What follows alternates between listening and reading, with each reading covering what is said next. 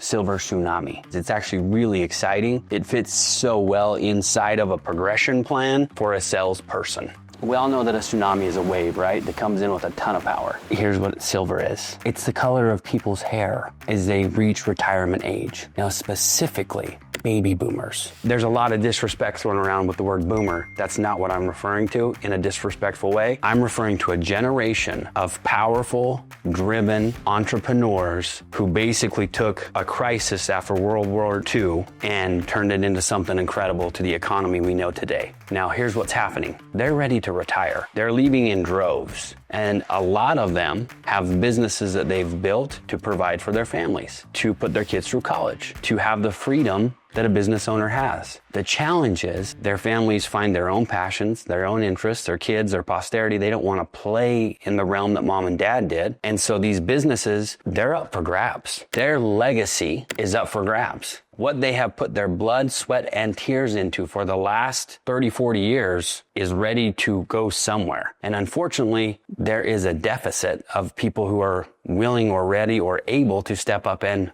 purchase these businesses. You probably know or are familiar with who Russell Brunson is. He has this thing called the 2 Comma Club, which is basically where you make over $1 million.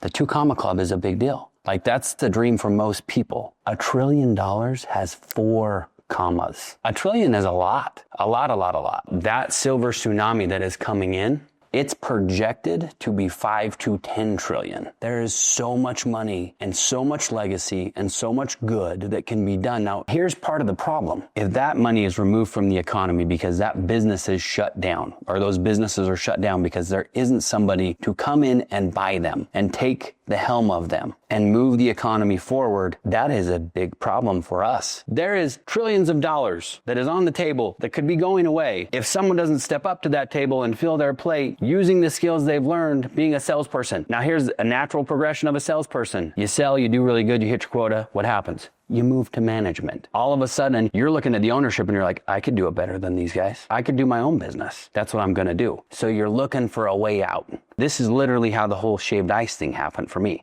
I could do it better than this person or that person or this person. So I'm going to go and do it on my own. Now, that's not a bad thing. That's just part of being a driven, high-performing individual, which if you're in sales and you're thriving in sales, you're that person. Welcome. I'm glad you're here. Now, what I've noticed, and this is a trend that I've had with 3 of my previous salespeople, which is wild. 3 of them have worked, knocked doors, hustled, sold, been on the phones, all of a sudden have found businesses that they have bought, left the hustle of being a salesperson, and now they are an owner-operator of their businesses, making more money than they did as a salesperson. You guys ever heard of Paul Mitchell? Same thing. Dude was a salesman, and now he has one of the biggest brands on the frickin' planet. Paul did it a little bit different than what we're talking about here. He built it from the ground up. What you're getting to do is capitalize on a legacy and a brand and a name that has been left and built and loved on, that is just looking for a successor. You could be that successor. The whole point of this episode is to just bring to everybody's awareness who's watching this, because I've had a handful of people that have reached out to me after the podcast has got going asking, well, now what?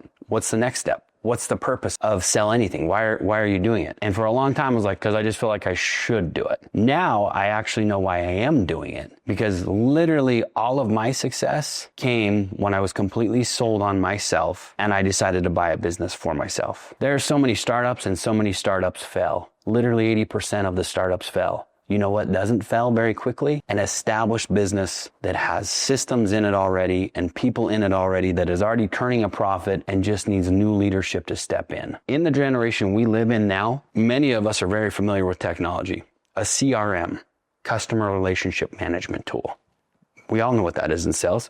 We use it every single day. Many of these baby boomer businesses, the ones that I've been evaluating and working with, do not even have a CRM. They are using paper contracts still. They are doing what has always worked for them and made them money. So here's such a cool value add that you bring to them, is you get to continue their legacy on by implementing very basic technology into them. It's going to almost double their business in sales. And it's not that they did a bad job. This generation that is leaving the marketplace crushed it. Literally, they generated trillions of dollars of revenue into the economy doing what they're doing. But it's now time for the next generation, which is you, to step up and work with it. Like, I have countless stories of people who have gotten creative in buying businesses and are now thriving in those businesses. I also bought a business after leaving from sales. It just is the natural progression. And I'm really excited that you guys are here to learn more about it. There will be more episodes that come out, more tactical stuff. This concept is not new. This concept has been around for a while. I think we're probably 5 years deep into this transition of wealth that is happening on the silver tsunami. But we've got another 10 to 15 years of it to go. So it's still in the first quarter if we're using basketball analogies, or it's the end of the first quarter, right? Let's go get it. There's things out there that you can look at, you can buy,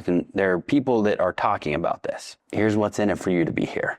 I've been doing this for a long time. I am a deal junkie. I get excited and geek out on businesses, and my ability to sell has helped countless people get into deals that they had no business getting into. And then once they were in them, it was the best thing that ever happened to them. And that's simply because of the frameworks that we work inside of, the understanding we have in human nature and in psychology. You're going to get a lot of that really good, solid content people can't compete with right here. Hopefully, I've given you enough of an idea of what the silver tsunami is to know that it's an exciting thing and that there's a massive opportunity to be had here. I want to help as many people as I possibly can win at the game of life. That is what I love and I am passionate about. Part of winning is having the right coaches, having the right mentors. I went to a camp one time when I was younger, and one of the coaches pulled everybody aside and he looked at us and he said, listen, a smart man learns from his own mistakes.